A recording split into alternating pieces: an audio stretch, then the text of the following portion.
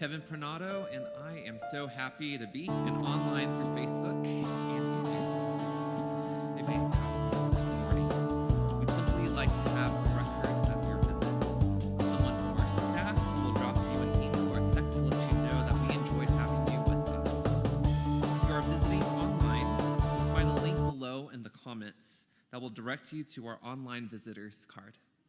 We'd love to know you worshiped with us today. Casey Eller is going to come up for a quick announcement about VBS.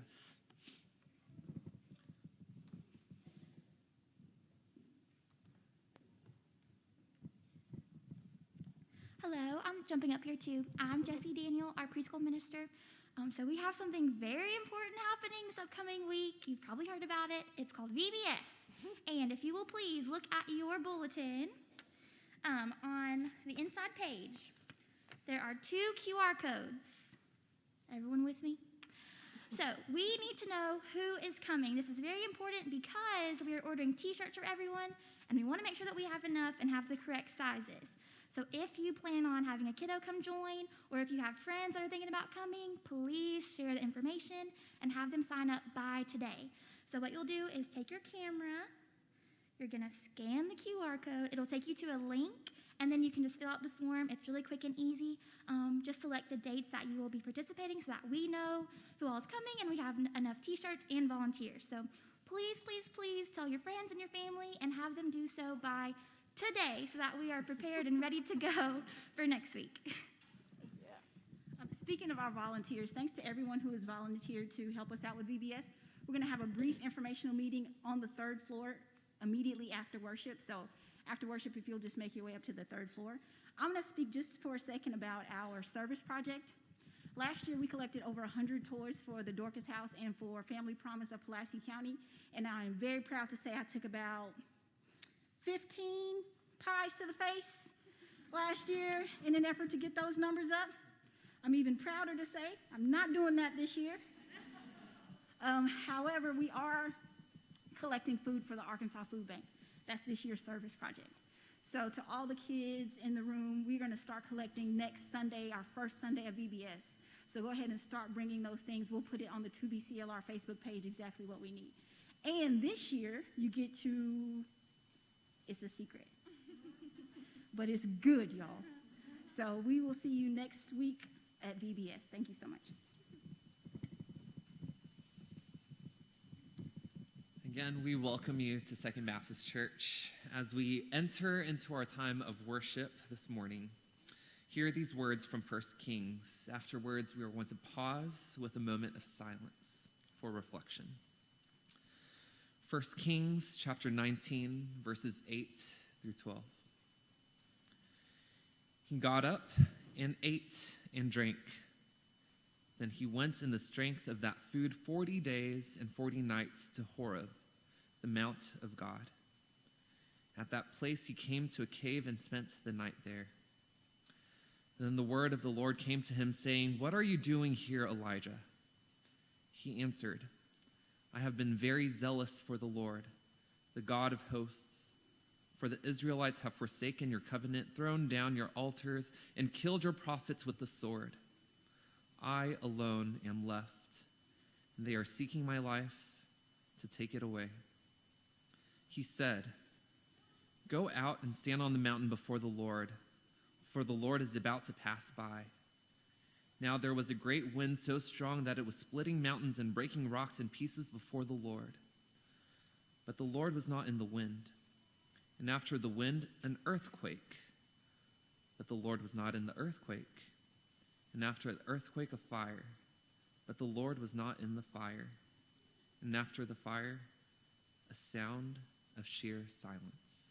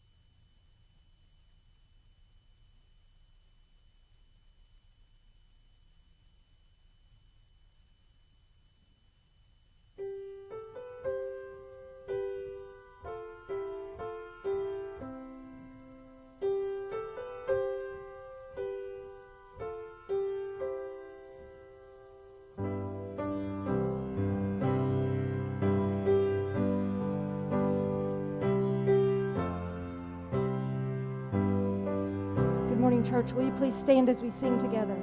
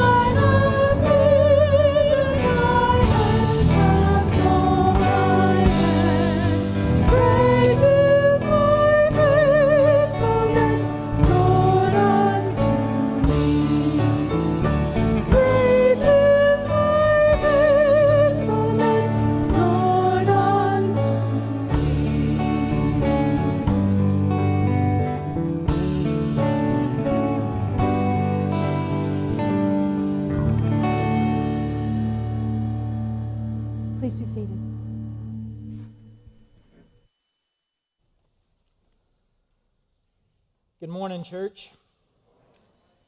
It's good to be back with you. I missed y'all last week so very much.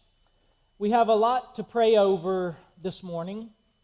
Our youth left at 6:30-ish this morning. 18 youth, 4 sponsors headed to Middlesboro, Kentucky.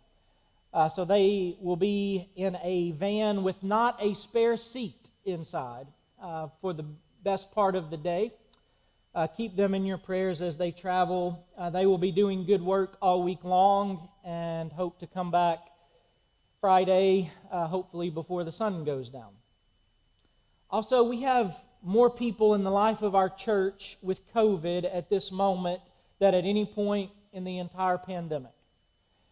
And of course, we're at a place where most all of us are vaccinated, thanks be to God, and that keeps symptoms relatively mild.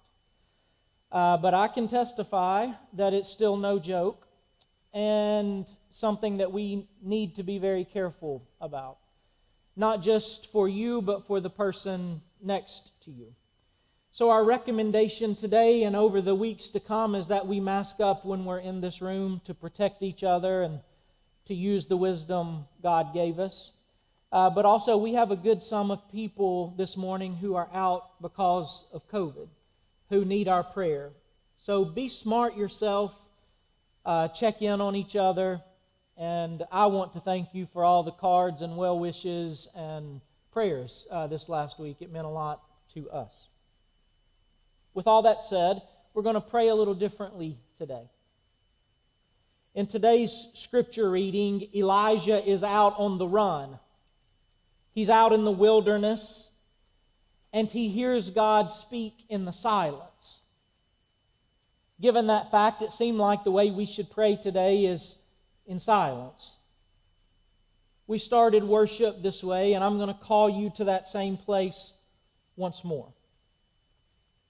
May I invite you today not to pray with your mouth and voice, but with your ears? If prayer is a conversation, then surely we should spend as much time listening as we do talking. In our summer of soul care, might I invite you to still, not just your voice, but still your life today. And get to the deepest place you can go and meet God there. Enjoy the silence. You need it. I need it. Can I invite you to do some active listening? Listen to what God has been saying to you. Listen to what God is trying to say to you. And might I invite you just to rest? I'm not unconvinced today that the most liberating and redemptive thing we could do in this room is rest from the noise. So can we, after the prophet Elijah today, go out into the wilderness and just listen? Because it might be in the silence that we hear the voice of God actually speak to us. Would you join me in the quiet?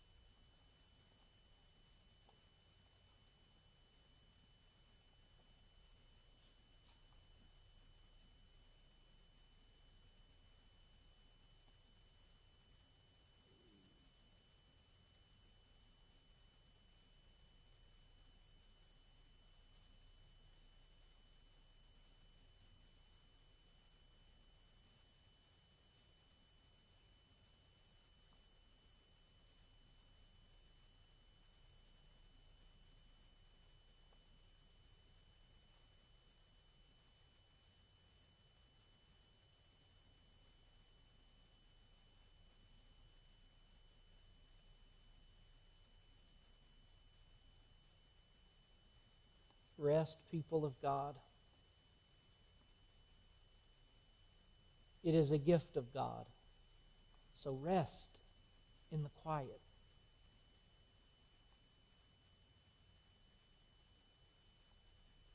feel the strength return to your body, your mind, and your soul. And if it makes you uncomfortable, probe that too.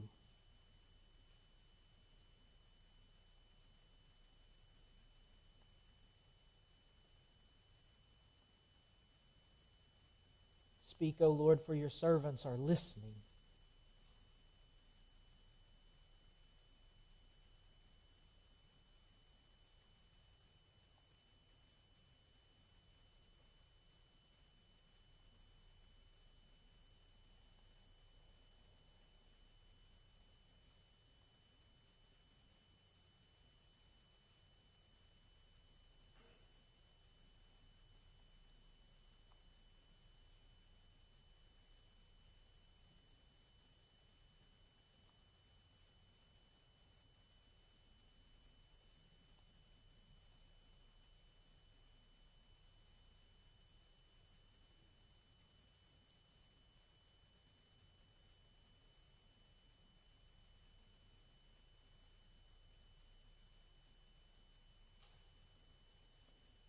And don't just listen, people of God. Hear. Hear that the silence isn't empty, but full. Whoever has ears to hear.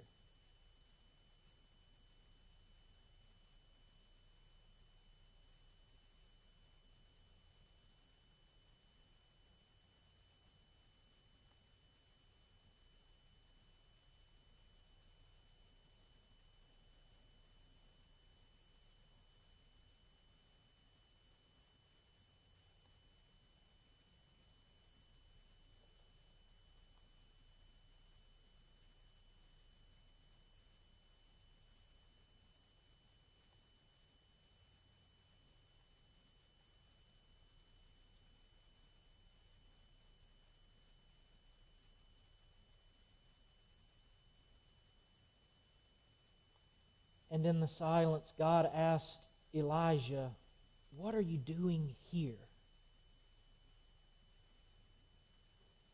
I wonder how you might answer that question in this moment, in this place.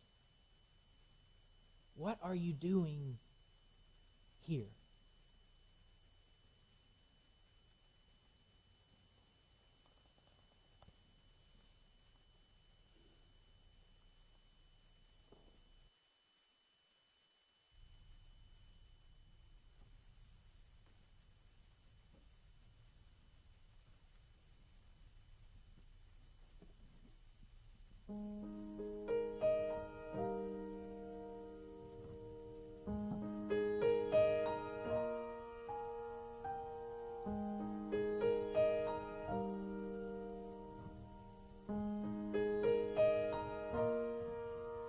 In the quiet, Lord, I come, been invited by your Son. In the stillness I can hear Jesus calling me near. Come to me, all you weary and worn. Come, all you heavy hearted. My beloved child, come away for a while, and you shall find rest for your soul. You shall find rest for your soul.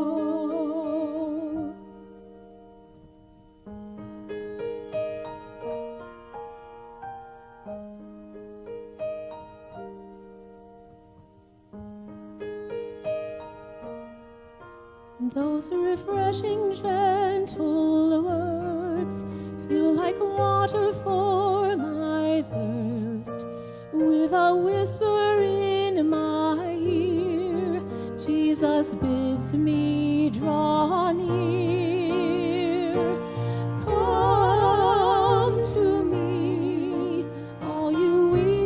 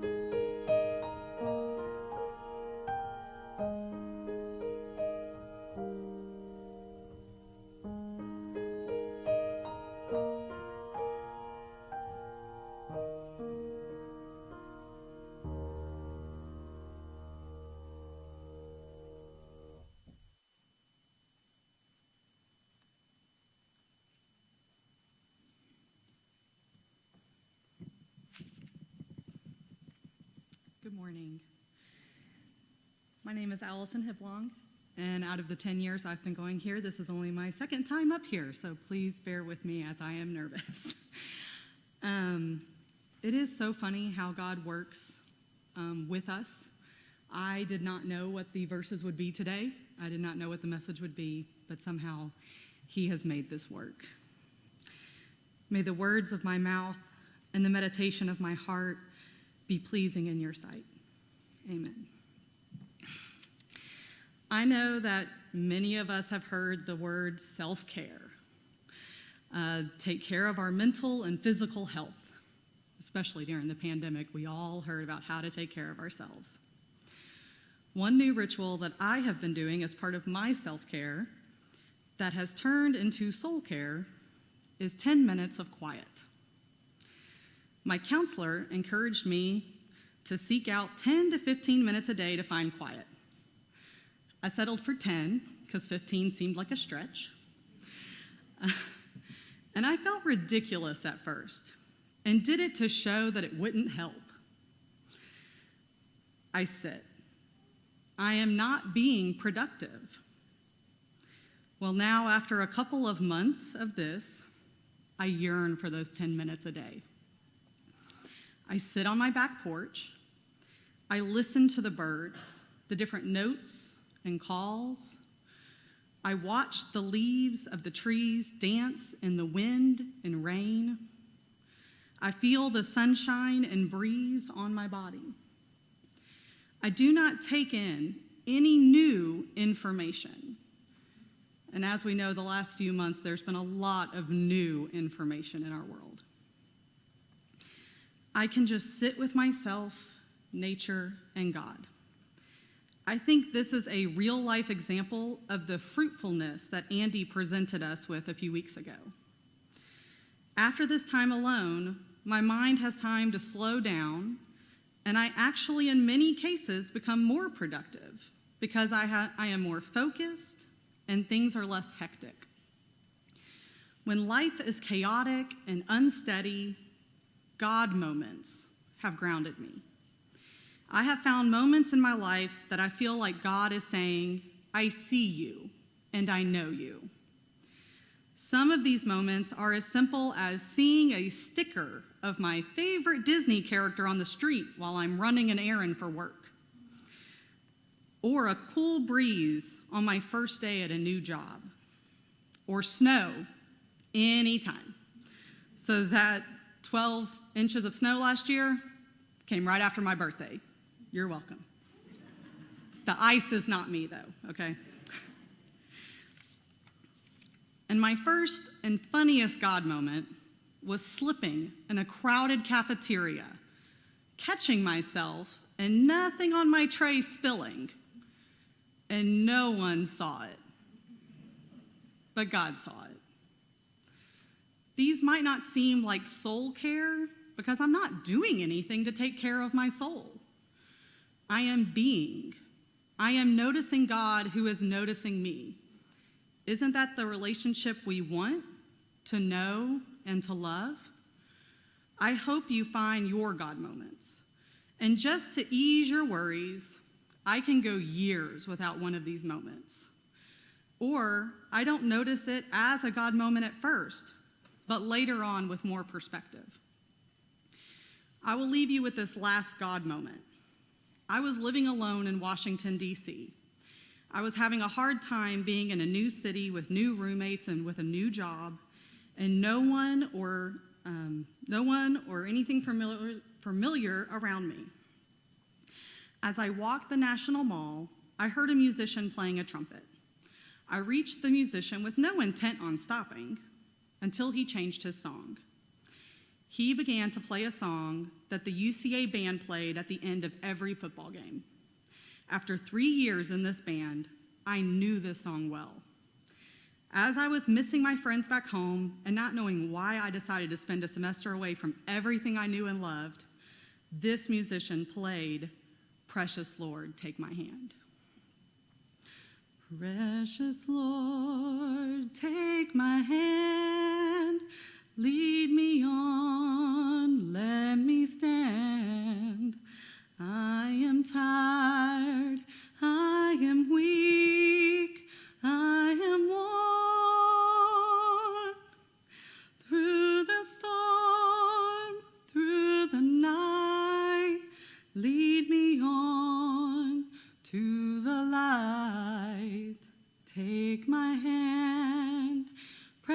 precious Lord, lead me home. Thank you.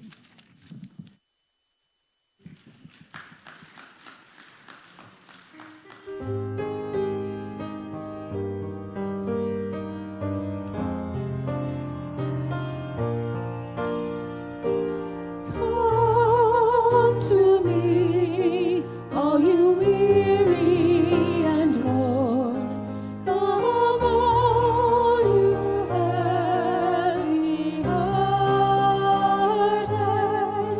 My beloved child, come away for a while, and you shall find rest for your soul. You shall find rest for your soul.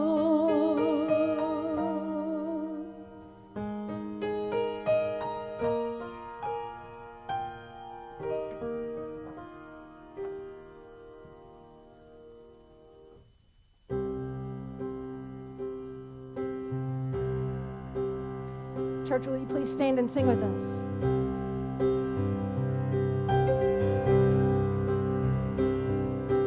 Are you thirsty?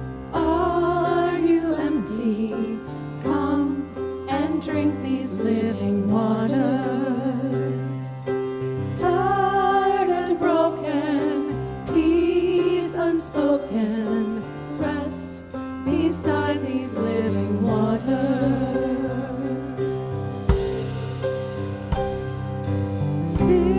Christ is calling, find refreshing at the cross of living waters. Lay your life down, all the old on, rise up in these living waters. There's a river that flows with mercy and love, bringing joy to the city of our God. There our hope is secure, do not fear anymore. Praise the Lord of living waters.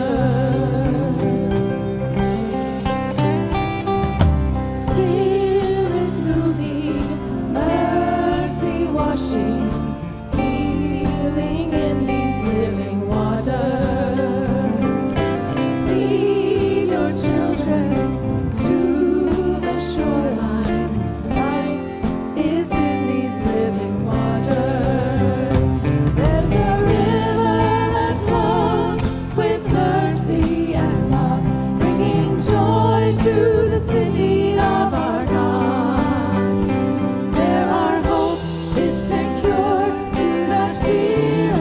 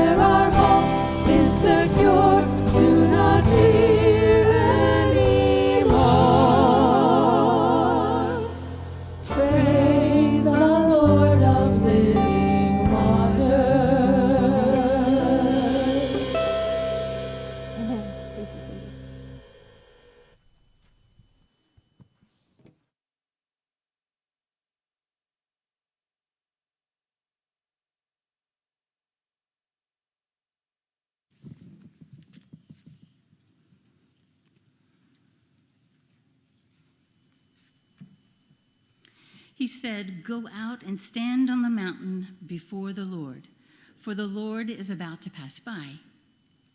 Now there was a great wind, so strong that it was splitting mountains and breaking rocks in pieces before the Lord. But the Lord was not in the wind. And after the wind, an earthquake, but the Lord was not in the earthquake. And after the earthquake, a fire, but the Lord was not in the fire. And after the fire, a sound of sheer silence. When Elijah heard it, he wrapped his face in his mantle and went out and stood at the entrance of the cave. Then there came a voice to him that said, "What are you doing here, Elijah?" He answered, "I have been very zealous for the Lord, the God of hosts, for the Israelites have forsaken your covenant, thrown down your altars, and killed your prophets with the sword. I alone am left, and they are seeking my life to take it away." Then the Lord said to him, "Go, return on your way to the wilderness of Damascus. When you arrive, you shall anoint Hazael as king over Aram. Also, you shall anoint Jehu, son of Nimshi, as king over Israel. And you shall anoint Elisha, son of Shaphat, at Abel Maholah, as prophet in your place. Whoever escapes from the sword of Hazael, Jehu will or shall kill, and whoever escapes from the sword of Jehu, Elisha shall kill. Yet I will leave 7,000 in Israel, all the knees that have not bowed to Baal, and every mouth that has not kissed him."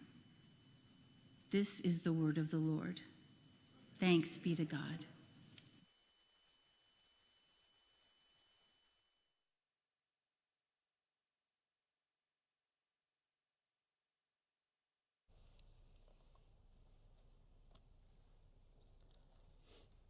Thanks, Christy. And thanks to Allison for her word today, noticing the God who notices you. That's good stuff right there, y'all. And she sang right in front of Suzanne and all. She's in the choir now. You know that. You sang in front of Suzanne. Elijah was no C- prophet. He was the best of the best of the best of prophets. Like the top one. You might remember that when Jesus ascended the Mount of Transfiguration, when he made it to the top, there was Moses, the great lawgiver, and Elijah, the great prophet. When Israel thought of prophets, they thought of Elijah. You might remember that John the Baptist dressed like Elijah and wanted to be like him when he grew up. You might remember that Jesus cried out for help from the cross. And when he did so, people said, "Is he calling Elijah?" That was centuries after Elijah had died, but he left his mark on Israel as the paradigm of what it meant to be a prophet. And not only was he the best of the best of the best of prophets, but in our text for today, he had just reached the summit of his professional prophetic career. His most obvious prophetic victory. He had just reached the heights of holiness. We're reading today from 1 Kings 19. But in 1 Kings 18, Elijah confronts King Ahab and Queen Jezebel and the 450 prophets of Baal on Mount Carmel. It was the rumble on Mount Carmel. Maybe that's what God's prophets primarily do. They speak truth to people in power to be sure that that power is expressed justly and fairly and rightly. And they name the idols of the people. And it was this full-blown prophetic showdown that we read about in the chapter just before this. Elijah in one corner and 450 prophets of Baal in the other corner. This is better than Rocky and the Russian in Rocky IV. Elijah said, let's do this. You build an altar, you prophets of Baal, and kill an ox and put it on top of that altar and offer it as a sacrifice, and I will do the same. I will build an altar, sacrifice an ox on top of that altar, and we will each call upon the name of our God, and we will see what happens. The prophets of Baal did so and called on their God to no avail. Call again, Elijah said to them. Maybe your God was on vacation or has gone to the bathroom or is taking a nap, something like that. There is no trash talking like religious trash talking, by the way. And if you don't believe me, church softball leagues, y'all should go sometime. They called again and nothing.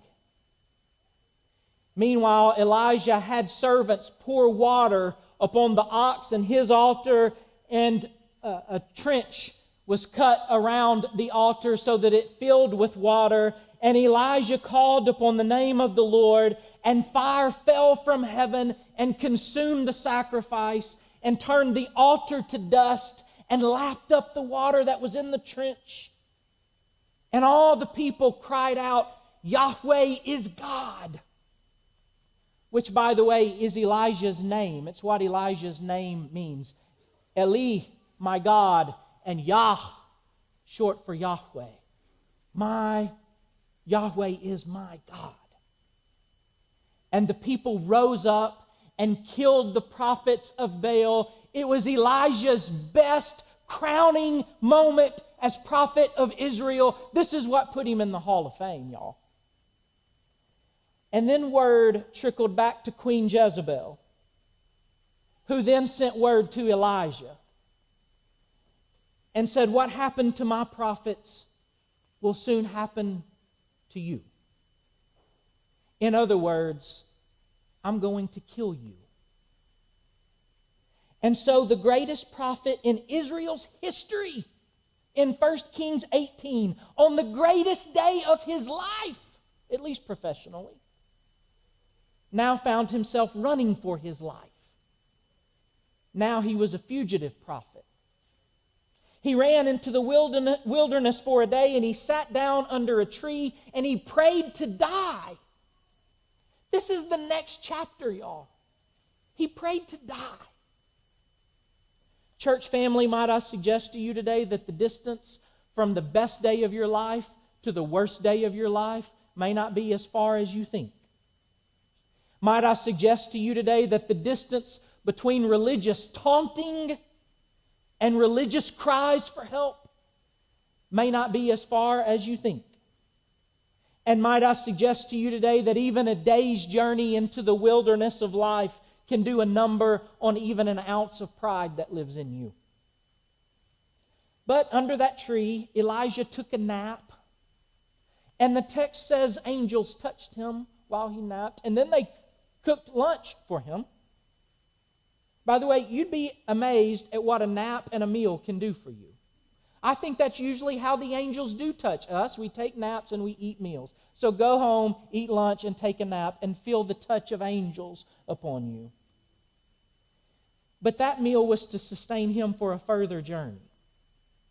Elijah, the fugitive prophet, now traveled 40 days into the wilderness to Mount Horeb, which is the same as Mount Sinai. It's just a different name for it. Horeb means wasteland, so it's emphasizing the wilderness part of his journey here. Elijah in chapter 18 is on Mount Carmel experiencing grand victory. And in chapter 19, he's on Mount Horeb. But even though he's on a mountain, he's in the pit. The great prophet of Israel's history, who up to this point had been driven by the promises of God, was now driven by the threats of a queen. The text says that Elijah came to a cave. But that's not literally what it says in Hebrew. In Hebrew, it says he came to the cave. Remember, this is Sinai. Is this the same place that Moses hid under the cleft of a rock while the presence of God passed by near him? Is this the same place? We don't know, but is it the same place? What are you doing here, Elijah? The Lord asked. And Elijah told God the story, but he didn't really tell God the answer. And then God passed by, just like God did with Moses, in that very spot, maybe. Except not at all like God did with Moses in that very spot. There was a strong wind. It nearly tore the mountain apart, the text says, but God wasn't in that. Then an earthquake, but God wasn't in that. And then a fire. Y'all, these are the ways that God spoke to Moses. Do you remember that? These are the ways that God revealed God's self to Moses. But this is not how God reveals himself here. And then the text says there was a gentle blowing or a quiet whisper, your translation may say. And God was in the whisper.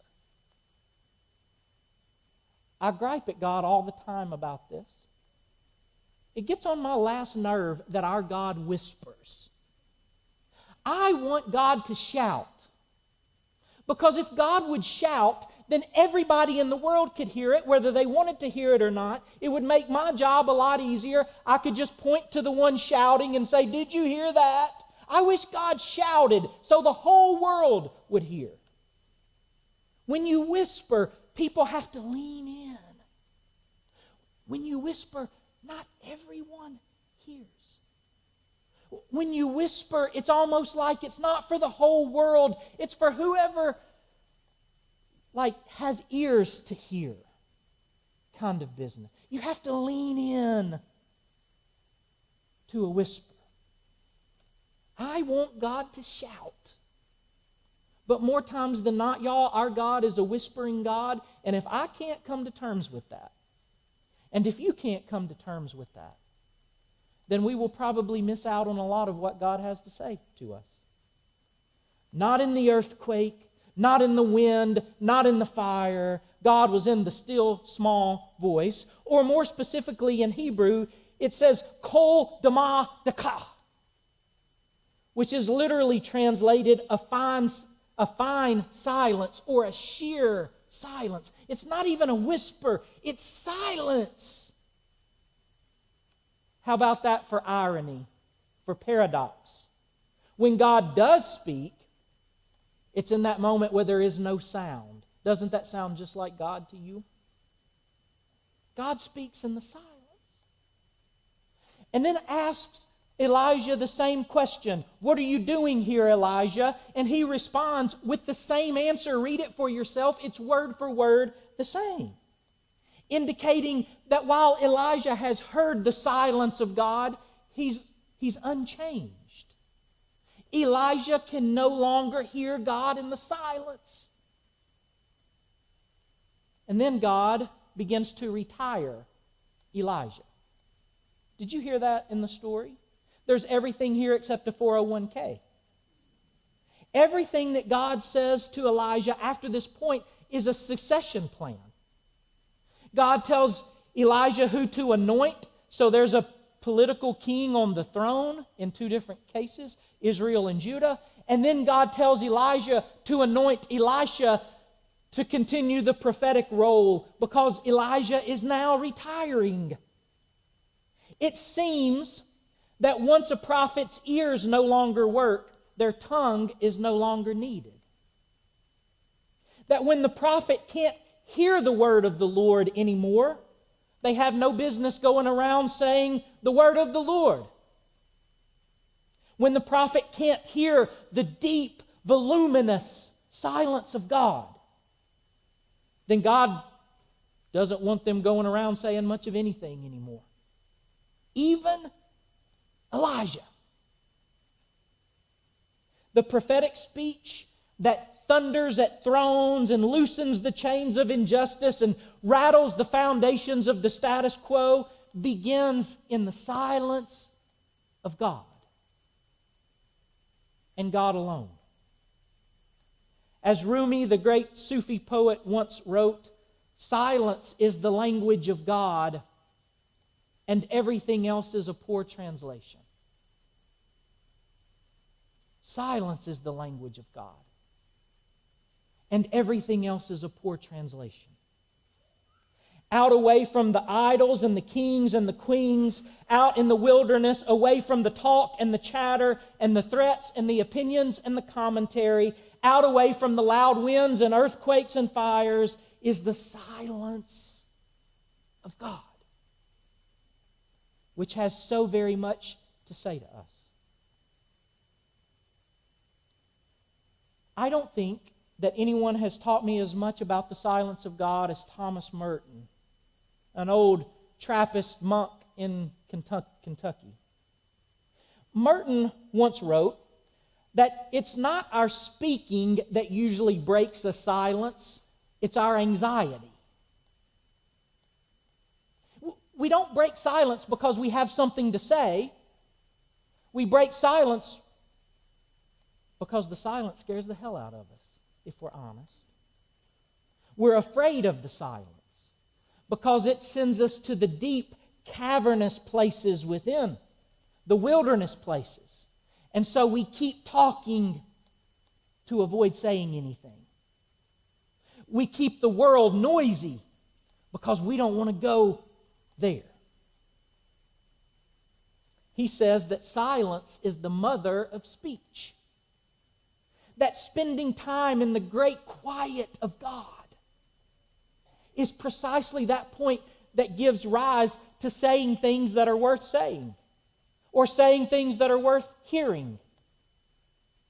And he says that you and I should think of our lives like music. He says that in music, the silences between the notes are just as much a part of the music as the notes themselves. Have you ever thought about that? That the quiet between the notes is just as much a part of the music as the notes themselves? In fact, if you take the quiet out between the notes, you just have a steady stream of sound that feels chaotic, and the word for that is not music, but noise. I wonder what your life would sound like if you took the silences out. That's how rhythm works, by the way. You don't have rhythm without silence. In the same way, when we don't make room for silence in our lives, then our lives just become perpetual sound and irritating noise in a cultural stream that has enough perpetual sound and irritating noise, but precious little music. We need the silence, y'all. Can I tell you, pastor to people today, you need the silence. And I need the silence, especially as someone who talks a lot. God speaks in the silence. The silence is what makes music of the noise. And if the great Elijah, fresh off his best day of prophetic ministry, needed silence, we probably need it today as well. Y'all, the world is desperate for more prophets and more prophetic communities today. The world needs prophets today. By and large, the church has abandoned its public role to speak truth to those in power and to name idols. We don't do that much today. Some churches have said that's not even our rightful real estate. And yet the world needs the church to be a voice of reason in the public arena, to hold powers accountable, to ensure that power is used in the ways that it's supposed to be used and doesn't trample on the very people God made. And the world needs the church to name our idols, lest we trust in the wrong things that lead us down the wrong paths to dead ends. The world needs prophetic voices and prophetic communities, and many of you are in this room today precisely for that reason. That Second has been that to some degree, and we're becoming that to some degree, may it be so. But hear me, church family, church of prophets today. In a world of so much volume, our voice only really matters if it adds to the quality of the discussion, not just the quantity of it. There's enough words in the world. There aren't enough true ones, like really true ones. And that will only happen if we stay rooted in the voluminous silence of God. If we start there. If we're shaped more by the Psalms than Twitter. If we're shaped more by the experience of God than the commentary of pundits. If we're shaped more by the voice of God than the threats of kings and queens. It will only happen. We will only do it well and for long and be standing at the end of it if we start in the silence. The prophetic voice of this church cannot say anything more than what our prophetic ears have heard. And before we listen to all the chatter, we must be willing to explore the voluminous silence of God, even if it starts in the deepest parts of who you and I are. Before the world will hear the best of our voice, God will get the best of our ears. Because unchanged people cannot change the world. Before we ever speak of oughts and shoulds and coulds, let's be sure that we've spent some time in the great is of God. I'm not sure there's a whole lot of redemption in the words oughts and should and could. How do you feel when somebody starts saying to you ought and should and could? Even if they're right, I don't like it. But the gospel of Jesus Christ isn't about ought and could and should. The gospel of Jesus Christ is about is. Out of which falls all the shoulds and coulds and mights. Before we march and flip tables and post online and organize publicly, let's be sure, church family, that we've spent enough time in the quiet to know what we're doing and why we're doing it. And before we offer directives to the world out there, let's be sure we're not unacquainted and utter strangers to the world in here. Y'all, there's a world out there calling for some words of truth and justice and love. So let's go speak it. But just don't forget, y'all, that silence is the mother of speech. That God's language is silence. And everything else, even this sermon, is a poor translation. And don't forget that the silence between the notes is part of the music too. The silence between the notes is part of the music too. And all the prophets said,